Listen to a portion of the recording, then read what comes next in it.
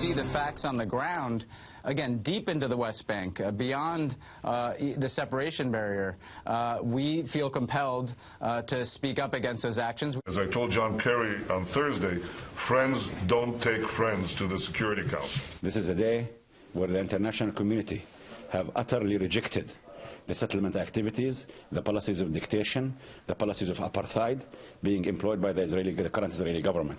In the election, it's the most undemocratic thing a president can do, to tie the hands of his successor. Thank God in 25 days we will see a change in the American administration and also a change in American policy.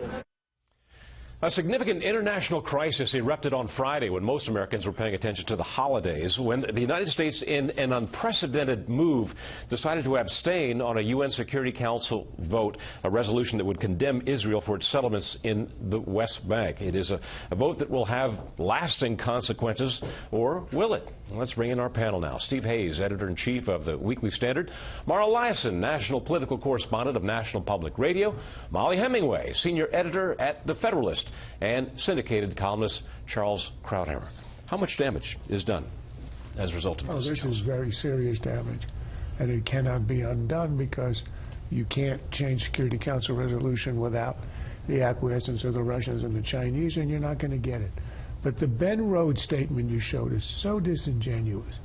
First of all, the idea that the Israelis didn't have a hand in this, the resolution shows up and they decide to abstain, is ridiculous. Does anybody think that Venezuela and New Zealand spent nights slaving over the wording of this resolution? They were the ones who introduced it. Of course not. This was a U.S. operation all the way. And the problem is, if Rhodes is right, this was only about the settlements deep in the West Bank, way beyond the separation barrier, you can understand the vote perhaps. But it's not. Every Israeli, left to right, has agreed that when there's a settlement, those settlements, in other words, when there's a peace, are going to be abandoned and torn down. Avigdor Lieberman, who is the right-wing Minister of Foreign Affairs, lives in one of these settlements. He has said openly to journalists, I know it's so because I was in the room, that he would, and he lives in one of these settlements, that he would gladly evacuate and tear it down in return for peace. So there's no argument about that. But there are two other categories of settlements. The other are the close-in blocks near Israeli territory. Everybody agrees on all sides that in the event of a peace, they will go to Israel, and Israel will give back in a land swap some of its territory to make the Palestinians whole. The pernicious part of this is the inclusion in the resolution of the term East Jerusalem. That was totally unnecessary, and it's completely illogical. It turns the holiest site in Judaism, the Temple Mount, the Western Wall, into foreign territory.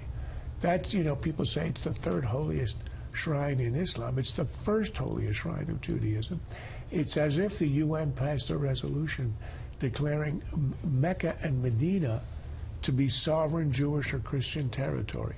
It's absurd. It's an insult to the intelligence of the world and is supremely damaging to the Israeli claim to its own holy places. Mollie, you just heard Charles say this. You heard Ambassador Dermer earlier in the program say that the United States was directly behind this and that Israel has direct evidence, or words to that effect, that the United States is behind it, something that the United States government, the Obama administration, is vehemently denying. What do you make of this? Well, I think it actually isn't that important, because what we know is that this happened, and the U.S. could have stopped it if the U.S. wanted to stop it.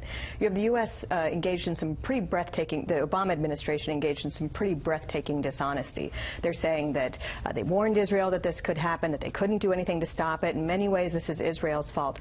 The U.S. had every incentive to keep this from happening, and they had the ability to keep it from happening. So whether or not there's this other information is kind of irrelevant. We know that the U.S. wanted it to happen because they allowed it to happen. And this causes huge problems for all sorts of relations with Israel. It goes against U.S. policy. We've never before said that settlements are illegal, as this policy does. It makes things very difficult going forward. We've gotten 25 years of concessions from Israel on the condition that we would never allow something like this to happen. I mean, this is This is a major mistake by the Obama administration. Maura, what are the practical effects of all this? Well, I think actually they might be not as bad for Israel as people think, because the Trump administration has a completely different idea about what to do going forward. Donald Trump has nominated an ambassador who's not for a two-state solution. At least that's what he said.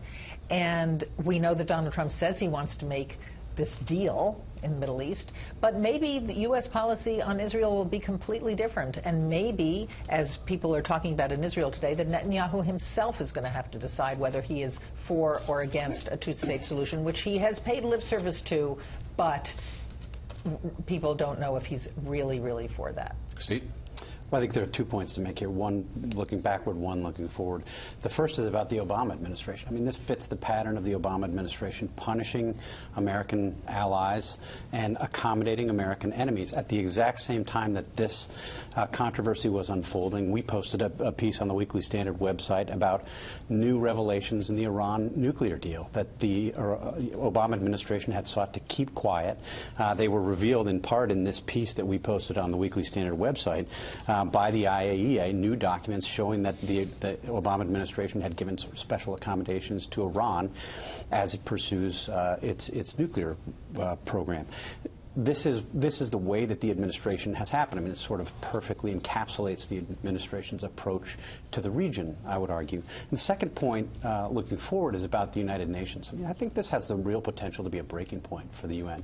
This is the kind of thing that will bring together center-right coalition of, isolationists, non-interventionists, like Donald Trump sounds like he will be, along with conservative internationalists who have just had it with the United Nations.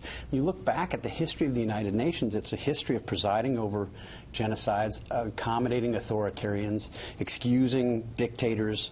You think back to the oil for food scandal under Saddam Hussein. Kofi Annan went into that scandal and said, we can do business with Saddam Hussein's Iraq. And in fact, they did do business with Saddam Hussein's Iraq. This is what the United Nations has become, and its obsession with Israel, I think, is emblematic of a broader misplace of its priorities. To that point, Ted Cruz tweeted, I think on Christmas Eve, quote, spoke with Israeli Prime Minister Netanyahu tonight to wish him happy Hanukkah and assure him of strong support in Congress. No U.S. dollars for UN until reversed. Charles, what do you make of that? And what kind of a movement do you see building in Congress or in a new Trump administration to start pulling money from the United Nations? Well, most Americans are not aware of the fact that we pay about a quarter of the freight of the UN. So we're paying 22%, something like that. We're paying an organization that spends half its time, more than half its time, and energy and resources and bureaucracy trying to attack the only Jewish state on the planet, a tiny little speck, while genocide, mayhem, murder, terrorism is going on all over the world. It's an obsession that to an outside observer appears to be insane. Why are we doing this? And the rest of the time is spent undermining the United States and democracy and our allies around the world. It is an organization that exacerbates tensions. It does not assuage them. It was born in hope. The end of the Second World War, it turned out to be a disaster.